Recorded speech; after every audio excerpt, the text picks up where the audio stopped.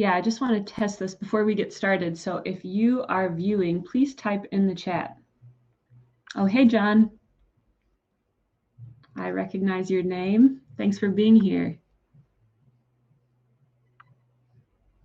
All right, we'll just give people a couple more minutes to join on. Yes, you guys will notice the name Alyssa Norris in the chat. She is an assistant of mine and will be helping to give links, etc. I was actually on beforehand testing things out and tried to get up a PowerPoint through multiple different ways, worked with a bunch of people and a bunch of secondary monitors, and for some reason it just couldn't. I usually like to do my session on a whiteboard anyway, so I'll have that there, and any other details or like contact info I'll be having Alyssa put in the chat after. Great, John loves whiteboard. Glad to hear, because that's what you guys are going to get. I think it's the simplest form. Hey Megan, thanks for joining. Cool, whiteboard for the win. In person, I especially love to do that because I think PowerPoints are kind of overrated, but I know that sometimes online it's nice to have some sort of visual. But this will be just kind of like a fireside chat without the fire, so you guys can just kind of like tune in, be present. Actually, I can't see you guys, but just even where you're at, if you just want to like brush off all the stress from the day and the week, shake things out, and just really become present and drop into this time, drop into this topic. It might be helpful to have something to jot down notes. Usually people like to take notes on this stuff. This session will be recorded, and I think those are going to be available maybe next month. So that's kind of nice as well. Also, I'll let you know there's going to be a fun giveaway at the end, so stay tuned for that information. And as well, hopefully there'll be time for a little Q&A. So anyone that wants to do Q&A at the end, you can either type your questions on the side at that point, and or it would be really great if one or two of you want to come on the screen as well. So, okay, with that being said, let's get started. So this session is called Scaling Within, How to Endure Change in the Midst of Uncertainty. So first I'll give you a little context. Who am I? Why am I here? Why this topic? So my name is Meredith. I have a business called Scaling Within, and that's all about expanding your internal capacity to sustain growth. So my background is as a licensed marriage and family therapist, actually. And I specialized in complex trauma, PTSD, people coming out of all sorts of situations, and was in that field for about 10 years. And then about 4 years ago, I closed my practice and shifted gears into the marketplace. And that was really based off of this, a few different things. One, it was really this desire and the sense that we were entering what I would say is a transition of eras. And I think we can all, those are big words, but we can all sense that, especially in 2020, where it's almost like the way that things have been are not the way that they are going forward. We're in a massive time of upheaval and transition. Almost every segment of society is coming to a head. I think of it, it's kind of like it's reaching its ceiling of what it's been capable of. So we're just in the messy, chaotic time of the education system, government, Hollywood, all entertainment, all these different segments of society, they're kind of being shaken and there's transition. And when that happens, it's the time for pioneers. It's the time for new innovation, new ways of doing things, new potential.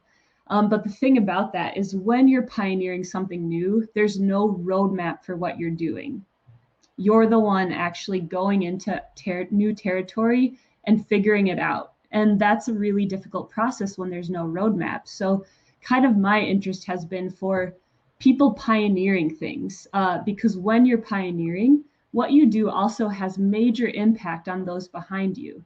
And culture flows from the inside out of a person and from the top down. Whether it's the head of a family, a business, an organization, the issues at the top of the system always flow down. So if you can have a healthy culture within you, it flows not only to the team that you might have, and then to whoever your product or service impacts.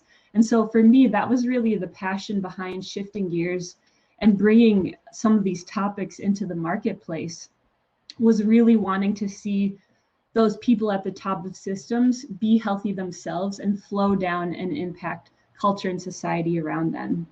So that's why I started Scaling Within. I think most people have the desire to scale what they're doing, to whether it's scale revenue, scale impact. And I don't think that you can do that well externally without expanding that capacity on the inside at the same time. Because it's one thing to have a great idea, it's a completely different thing to have to execute that, to build and manage and grow a team, and to deal with endless issues that come your way along the way. And as with a therapy background, that's part of the reason why I love entrepreneurship and the startup world, because it's such an excellent vehicle for personal growth. You cannot be an entrepreneur without being continually faced with your own limitations inside and having to be faced with those and have the potential to overcome them and mature as a person. So that's a little bit of background about why I do what I do. So I do one-on-one coaching sessions, I do trainings for companies, and then I'll mention this at the end, but I have a newer kind of online program called the Waymaker program. So I'll share more about that just for a second at the end. But with that being said, really the whole focus of this talk today is we are in crazy uncertain times. And I don't know if any of you have experienced that that level of uncertainty. I don't know that I've ever seen it happen on such a global level. And I have this wonderful tool that's the foundation for a lot of my work. And it's something that, oh, I'm just pausing for a second. Do you guys see the lag in my video? Because if you're seeing that, I want to refresh the screen. So if you guys, no lag there. Okay, if you guys start to see a lag, let me know and I'll refresh so that it's better there, but I'm seeing it for myself. So I'll just keep going, but if you do me a favor and let me know as soon as you see a lag. But basically, there's this framework that's the foundation for the work that I do. I do lots of trainings with companies and teams and with my one-on-one clients. And this is a framework that comes from the trauma field of therapy, but it's immensely helpful to every single person. And once you see it, you can't unsee it. It helps you in growing in self-awareness, which is the foundation for growth. If I don't have awareness about what's happening on the inside of me, I will always react out of old patterns. So this is actually a framework so that you can act from intention rather than from reaction. And I've had several clients that during our sessions over the past 6 months now or so have said, I don't know how I would have gotten through 2020 without knowing this. So congratulations to you. Obviously, you've made it through without having this framework, but I hope learning this will be really helpful to help navigate uncertain times, endure change. It's something where it helps in your personal relationships. It helps working with colleagues, managing your own internal state. So with that being said, I'll go right into it. And we're kind of going through it a little more quickly today than usual, because I think this is a 45-minute session, but you'll get a great foundation. And you can always reach out if you want a deep dive in some way. So this thing right here is called the window of tolerance. So we all have a window. Basically, when you're in your window, you're in between these two lines. So when you're in your window, you are connected to what in the therapist world we would refer to as the wisest, kindest part of who you are. This is when you can see the forest from the trees. You are accessing flow state. You are calm and clear. You're aware of your emotional state, and you're also accessing logic and reason at the same time. When I have a longer session, I typically have everyone share at the beginning a time in their life when they felt fully alive, like fully themselves in the moment and present. And there's always tons of fun things that comes up. That could be something for you to think about on your own. We don't have time to go through that now. But when you think about a time when you felt really yourself, that is typically a time when you were really in your window. When you were killing it at work in a presentation, or when you're doing the thing that you love to do, or you're on vacation with your family, or you're hiking and seeing this beautiful epic scene before you. Like, those are really great examples of a time when you're fully present, fully in your window. When you're in your window, a part of your brain called the prefrontal cortex is online.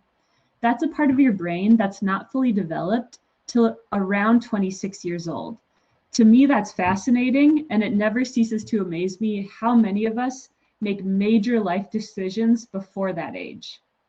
That will explain a lot of things in your life in hindsight if you think back to that. But basically, that prefrontal cortex, it's the ability to see from a higher perspective and to conceptualize and see things abstractly. Relative to, if you think about a little kid, is very concrete in their thinking, very literal. So the example I like to use is, let's say there's a little boy and his dad is verbally abusive to him. And he says, "You good for nothing idiot, you'll never amount to anything." That little boy doesn't have higher understanding. He doesn't have the ability to go, "Oh, my father's just having a bad day and he's taking it out on me," or his father treated him poorly and he doesn't know better. A little kid will just absorb it like an emotional sponge, and it will get stored in body memory and emotional memory, but it will not be connected to higher understanding. So basically, we all have those little imprints of things from growing up. Even if you had the best family ever, we all have little imprints of insecurities and shame and rejection that get imprinted from a young age. And they're not connected yet to our higher understanding. They're just kind of stored in our body and emotional memory.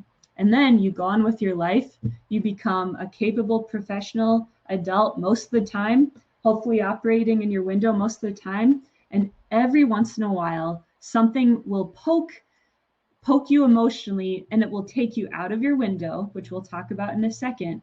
But when you leave your window, your higher brain shuts down, and you're literally seeing the present situation from a younger lens. This is really key to recognize, because this is going to explain whether you've experienced this in your own life or someone close to you where, let's just say it's a loved one in your life where most of the time you're dealing with their wise, kind self. And then suddenly it's like you're dealing with a 16-year-old or an 8-year-old. That's because in some way they got triggered, their higher brain shut down, and they're literally seeing the present situation from a younger lens. This is key for us to have awareness about, because little kids don't have the ability to navigate complex adult situations. And so it's really helpful for us to have the awareness to recognize when we go out of our window and that higher brain shuts down. So let me share about the ways that you can go out of your window. So if you go at the top of your window, you go into what's known as a state of hyperarousal. Hyperarousal is more like anxiety type symptoms. It's fast beating heart, feeling kind of panicky, something known as catastrophic thinking. That's when your thoughts fly from 0 to 100. Like, if this happens, then this happens, and then I'll lose all my potential offers, and then I'll lose my job. My partner will leave me. I won't be able to leave a legacy for my family. Why am I even doing what I'm doing? Your thoughts fly from 0 to 100. Have any of you ever experienced catastrophic thinking? How about in the last couple months? Let's see in the chat if any of you have ever experienced that before. Yep, a couple of you. I think all of us have experienced that at some point. So catastrophic thinking happens up in hyperarousal. Also sometimes something called hypervigilance. That's where you're hyper aware and hyper tuned in to potential danger or threats. Basically, when you're in a state of hyperarousal, you're in a fight or flight response. Your higher brain shuts down and you go to the more like reptile part of your brain. If I'm walking down the street and someone threatening is behind me, and I notice that they're coming up behind me, it's not the time for, I don't want to actually stay with my prefrontal cortex online. It's not the time for me to pause and go, I wonder what happened to them in their childhood that's leading them to come after me. Not the time for it. I want my higher brain to shut down, and it's the time to fight them or flee. So your higher brain is thorough and slow and complex, and we need that most of the time. But if you're actually in physical danger, you don't want that. But the issue is, a lot of times as adults, we are not actually in true danger, but we still get those cues from old past woundings that bring us into that fight or flight state. And when that happens, You literally are seeing the present situation from a younger, wounded part of your brain. Oh yeah, Paul, you said last week I may have, I may have for half a day thought about my entire career path after some bad news. So I'm gonna definitely touch base on that more in a second. Thank you for bringing that up. Okay, so that's kind of that hyper state. If you drop out the bottom of your window and instead you go into a state of hypoarousal, so the top is hyper, the bottom is hypo, whereas the top is more the anxious side of things, the bottom is more depressive, numb, shutting down. You're on lockdown. I'm not feeling anything. Nothing goes in, nothing comes out. I'm numb.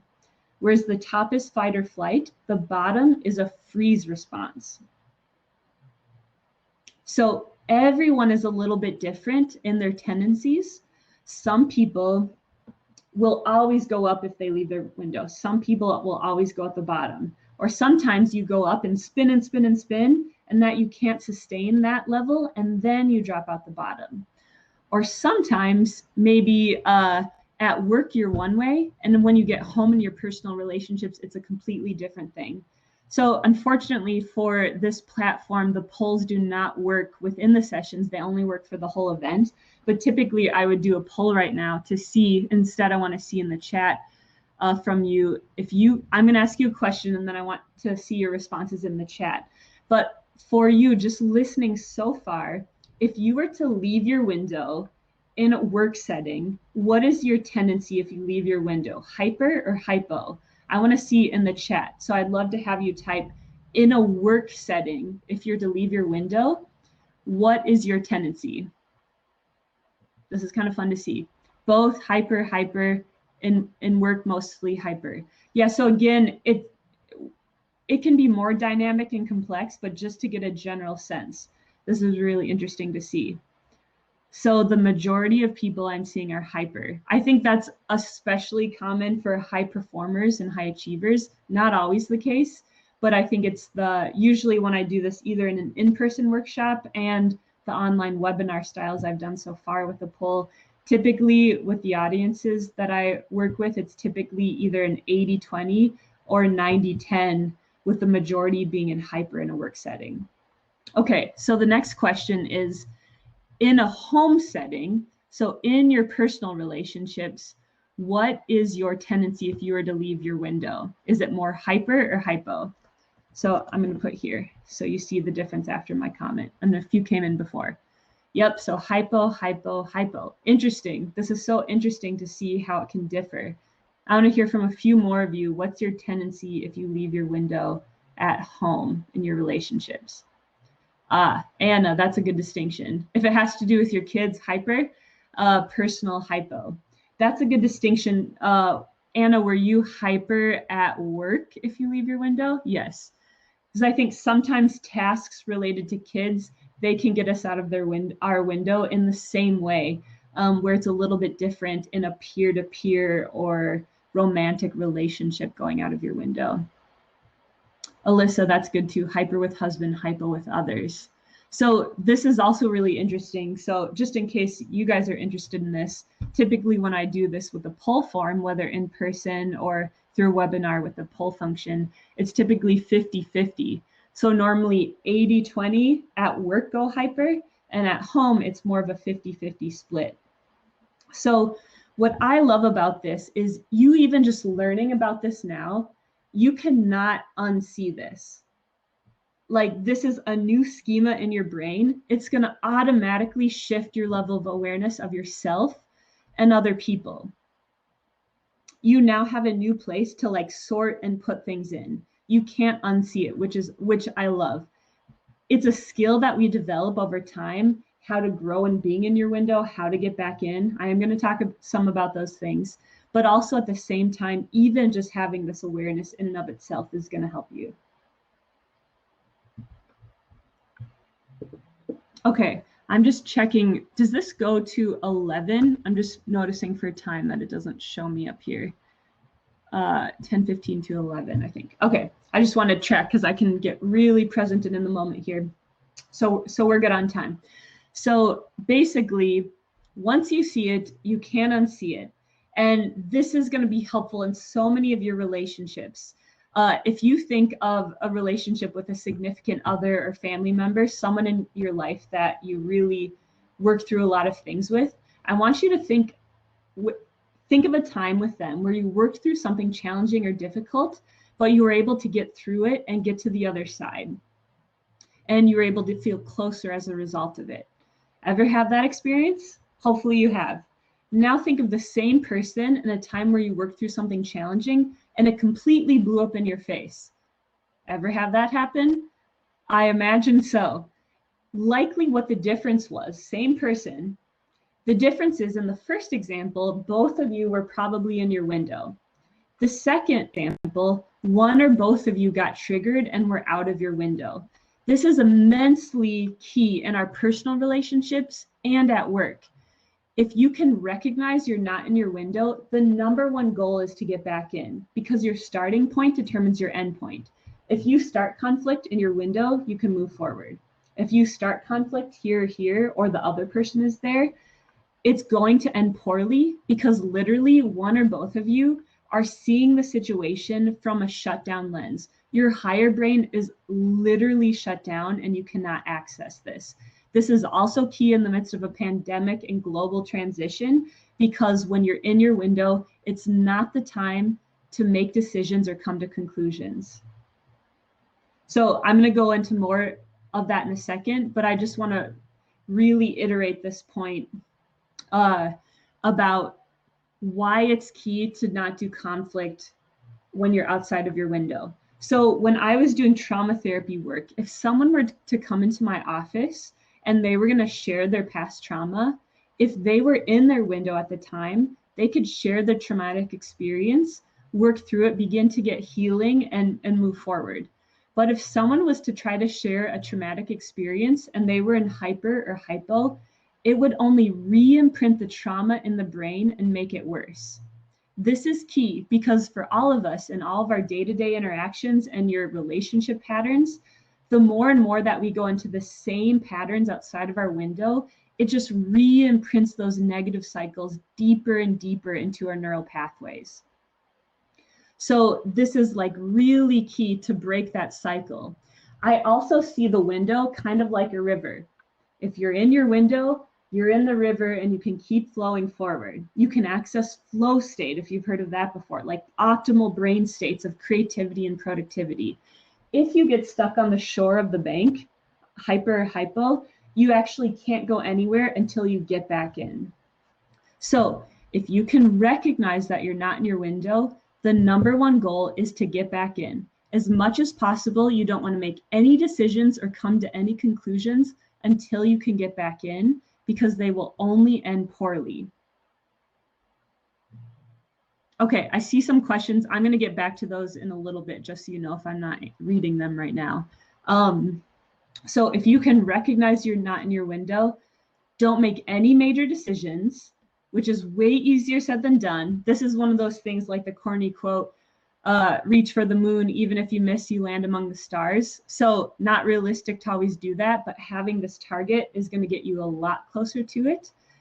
So we're trying not to make big decisions. So that means if I can recognize I'm out of my window, even if I don't know how to get back in yet, or I don't want to, because sometimes we're just in a funk and we don't want to, I'm purposing to not make a major decision.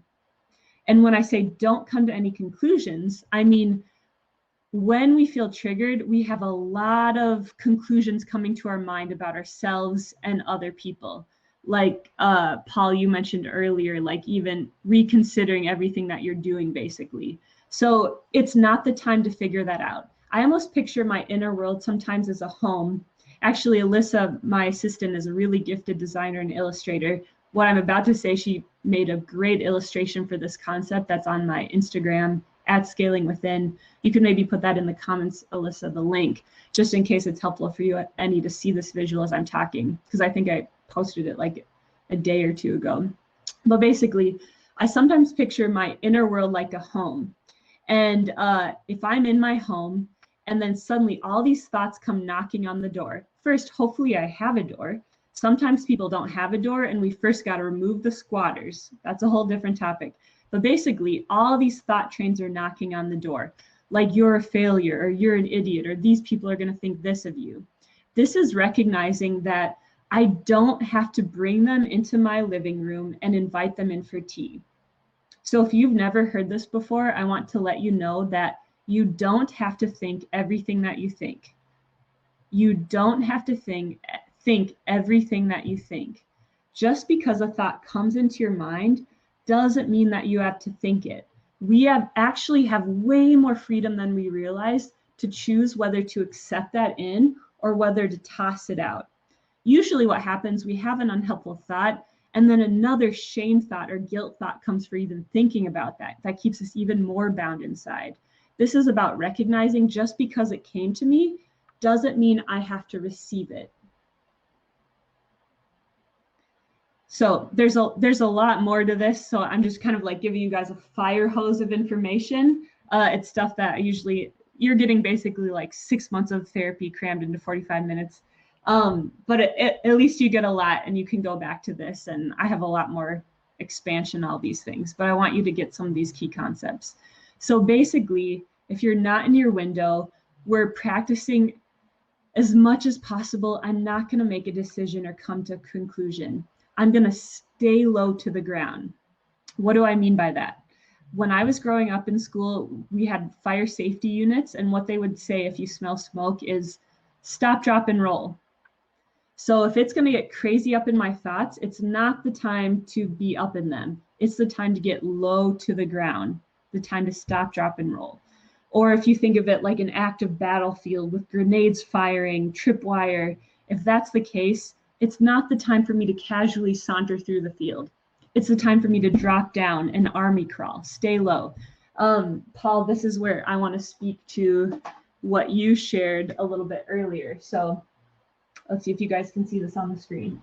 Okay, you guys see this triangle? This is a representation of Maslow's hierarchy of needs. Have most of you heard of Maslow's hierarchy before? I'll just give a super quick recap for those of you who haven't. You can Google it too if you want a more in-depth visual that was on my PowerPoint. But basically, Maslow's hierarchy of needs is this theory of human development that basically we all start out at the very bottom of the pyramid with needing our basic needs met, like food, shelter, clothing. After you have those basic needs, you can worry about safety. Then we all need personal belonging, but you can't really worry about personal belonging if your basic needs aren't met. Alex, you say, yay, Abraham Maslow, right on. So all the way to the top is a category called self-actualization. Self-actualization is kind of like finding your higher purpose in life. Sometimes Mother Teresa is used as an example when you first learn about it in school, if you do, and it's kind of like caring for the orphans or giving back to the world. Basically, the reason why I bring this up in this talk is if you are not in your window, it is not the time to try to self-actualize. It's not the time to try to evaluate how we're doing in life. It's the time to go to the very bottom, stay low to the ground, focus on your basic needs. But here's the tricky part. When we go out of our window, we're tempted to, especially if you tend to go to hyper, you just want symptom relief. Like, I just got to respond to this email. I just need a solution. It's counterintuitive in the moment, but it is not the time to think about that. So one of my most common analogies that I talk about all the time, pretty much probably 10 times a day, is that all of our strengths become a weakness without a healthy boundary to protect them. All of your strengths become a weakness without a healthy boundary to protect them. It's like this. A fire ripping through a home is destructive. That doesn't mean that fire is bad. That same fire within the confines of a fireplace means you get to enjoy its warmth, and it provides a cozy atmosphere. So a lot of times this is recognizing where a strength runs amok outside of the fireplace. So your strength of problem solving, making deals happen, like figuring things out, analyzing, those are great strengths when you're in your window. If you're out of your window, that will eat you alive. So this is actually beginning to have the awareness. If I'm not in my window, the number one goal is to get back in. Okay, so I'm going to go quickly through the rest of this just so we have some time for questions at the end too. So if you, okay, let me back up here. I'm just getting real excited about this topic. But basically, the skill that we're working on building is a skill called self-attunement. Let me write this in the chat so you can see it here. Self-attunement. This is a concept similar to mindfulness, self-awareness. It's pretty much synonymous. Basically, self-attunement is the ability to tune into what's happening on the inside, but the key is that it's from a kind and non-judgmental stance towards yourself. We're just becoming curious about what's happening rather than getting frustrated with ourselves or judging ourselves. The kinder you are, the more patient you are with yourself, the quicker you can actually get back into your window. Because as soon as we get frustrated at ourselves for feeling this way again, we take ourselves back out. So the goal is to be kind and patient to get back in. So I want to give you guys one more really helpful thing. I think this is huge for founders and entrepreneurs. So it goes back to a parenting example. This is also helpful for parenting. Basically, healthy parenting involves high warmth and high expectations and structure. If you have a parent that's all warm and loving, but there's no structure and expectations, it's harmful for a kid. The opposite is true. If they're all, I forgot which one I said first, but if they're all about structure and expectations and there's no warmth, it's also harmful for kids. You need both and. This is exactly the same in leading a team or managing a team or a company. Obviously, in business, we have high expectations, but if there's not some level of care and support, people will eventually leave. We need both and. So that's just a healthy tip, but the reason I bring this into this talk is when it comes to self-leadership, when it comes to your relationship with yourself. The majority of founders, CEOs, high performers that I work with, they don't struggle with having high expectations of themselves. And I'm guessing that's true for the majority of you here. But what they pretty much always struggle with is having high warmth and high nurture.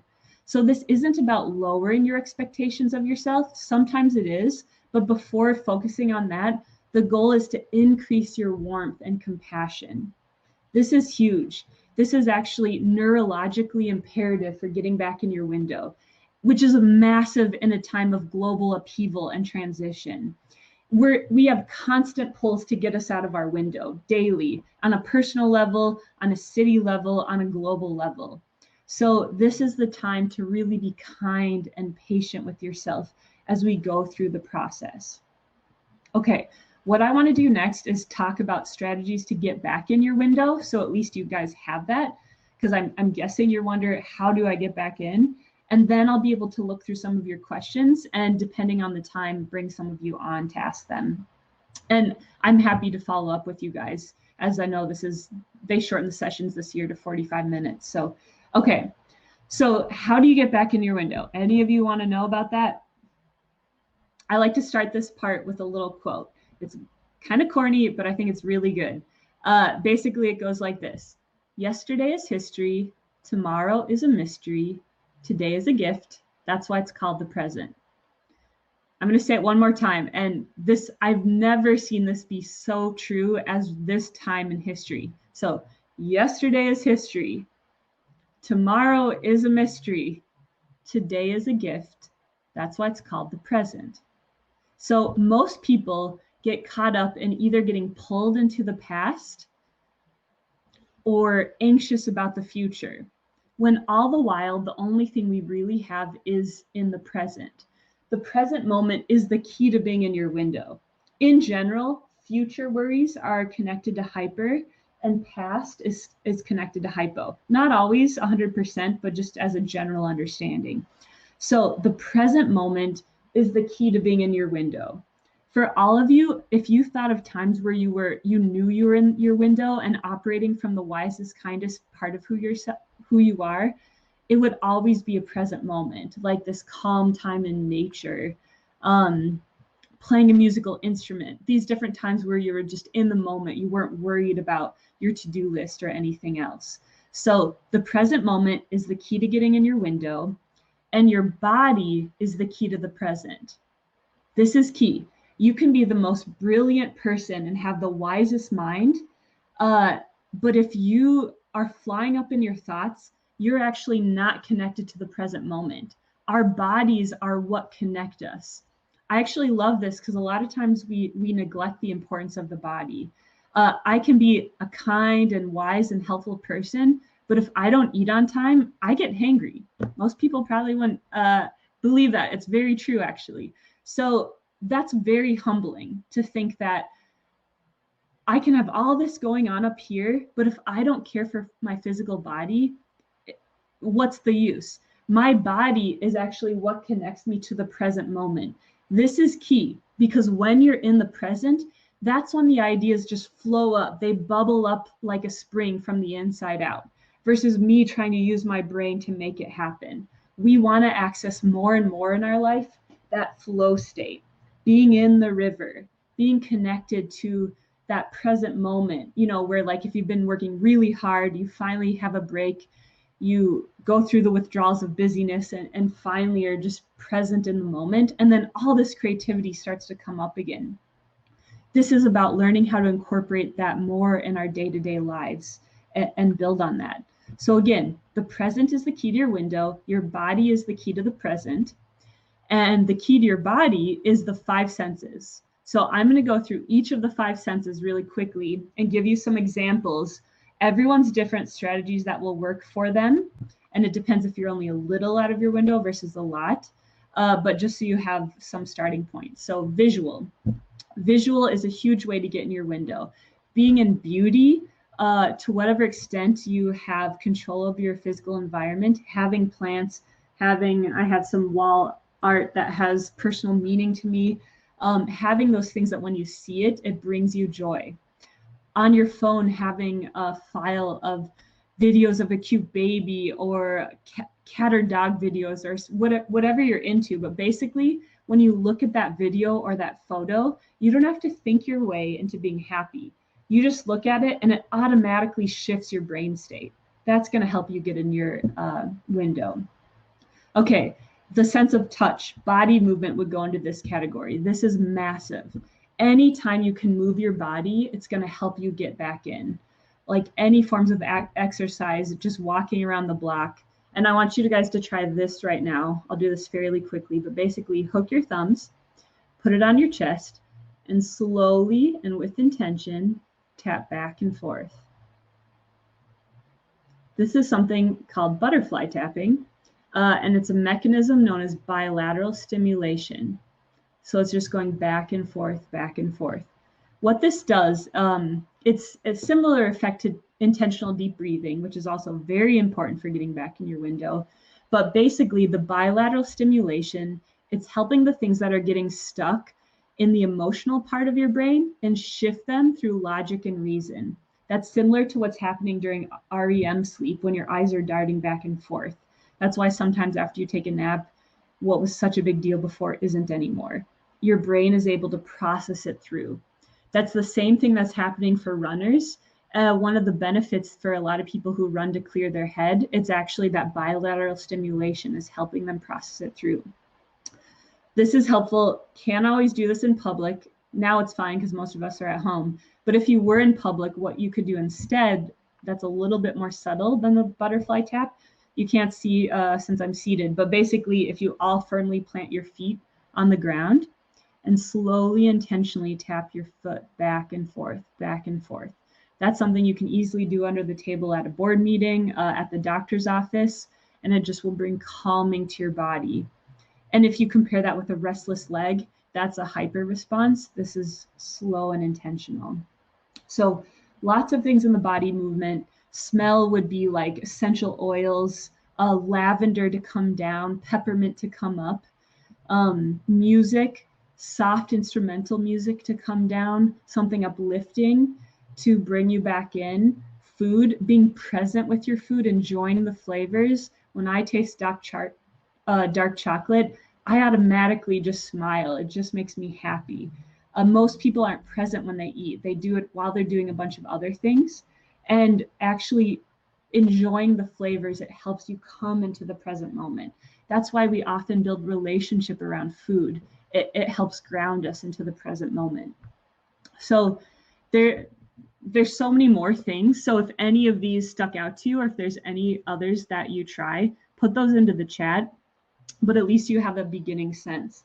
So I went through this really fast and kind of a bridge version today, but I want you guys to just have this foundation that you have a window, what happens when you're not in it, and that we actually have strategies to get back in. This is very key as an entrepreneur because you are endlessly facing unknown situations. And when you don't have external cues for how you're doing, we need to have strong internal cues for how you're doing. So, Alyssa, I want you to put a few things up there. So, Alyssa, can you put up that, can you put the link? So, if you want, okay, so two things. One, if you want slides or visuals that go with, Alyssa's going to put up a link here. If you want to drop in your info, you can, I'll make sure she sends the slides after. And as part of that, it's entering in your name to be part of, to win a free 60-minute focus session. So a one-on-one session with me where you can work through this and apply this to your own life or kind of whatever other issues you're going through. I also, so as that, Alyssa also just put my website up, my typical website. I have two websites right now. I have scalingwithin.com, which just talks about consulting, etc. But I recently launched this Waymaker program, which is super exciting. I'm just wrapping up the summer round, and at the end of this month launching the fall session.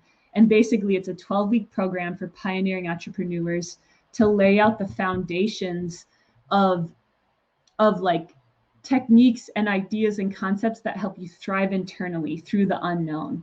And it has the community portion, live group coaching, and teachings that get released every week. So like this concept goes way more in depth as one or two of the modules within that program, but I want to make sure you guys have the link for that. So if you go to that one link and add your info, I'm not a spammer at all, but at least then you'll have access to win a session, and then I can get the slides to you that way as well. Okay, so I want to take any questions. So do any of you either want to hop on, or I'm going to go back and look up at some of these concepts. Maggie and Sue, I show you at the bottom. Does that mean you're trying to get on here? I can't tell. Mary, good to see you. Bust Up Mamas is amazing. I just hired a contractor through them. You should check them out. Drinking splashing cold water can be a quick sensory reset. Alex, that's a great one. John, set desktop background to be a slideshow of past vacation, family, friend photos. Really good idea. Really good idea. Ryan, you said when I go hyper and thoughts of self-doubt or what could go wrong start to emerge, I set up conversations with trusted advisors to bring me back into the zone. That's actually a really great example, Ryan, because when we're out of our window, we can access our prefrontal cortex. But if you can connect with a trusted person who is present and grounded, I think I've heard it takes about 20 minutes of conversation with a trusted, grounded person for us to help self-regulate and attune to their regulated self.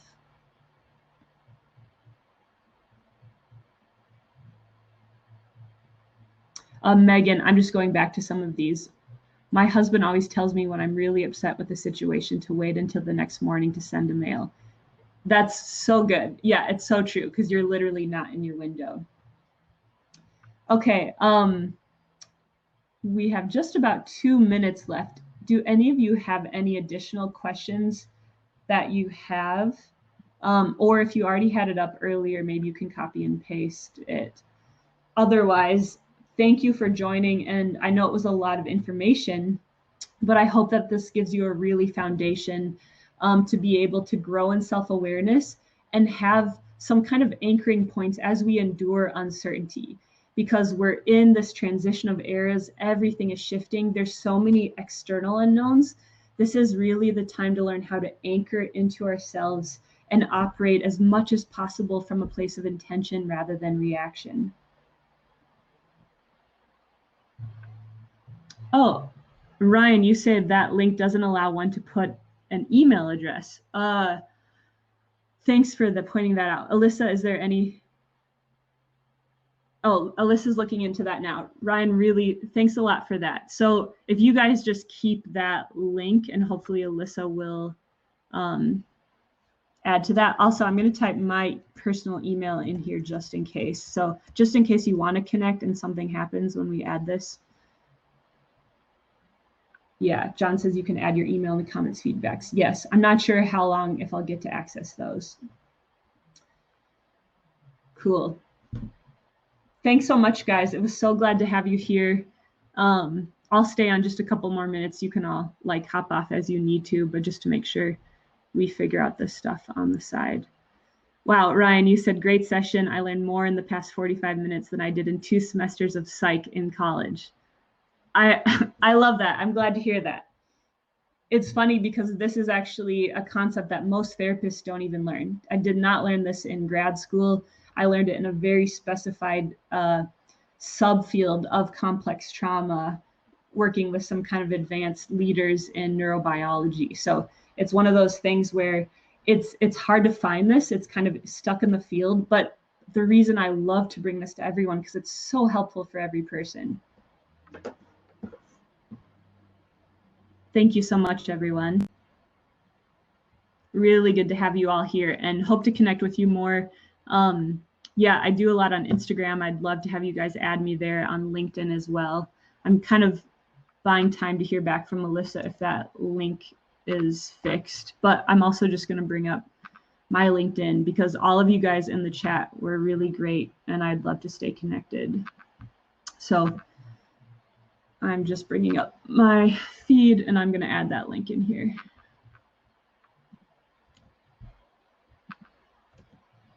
Cool. So Alyssa is working on it on her end. So hope to hear from you guys. And then if you win the free session, I forgot to say this, but I'll be announcing that by end of today, tomorrow, and then you'll get an email from me and we can set that up. Oh, Paul just used it and it worked. Great. All right. Thanks so much, guys. It was so good to be here with you. Bye-bye.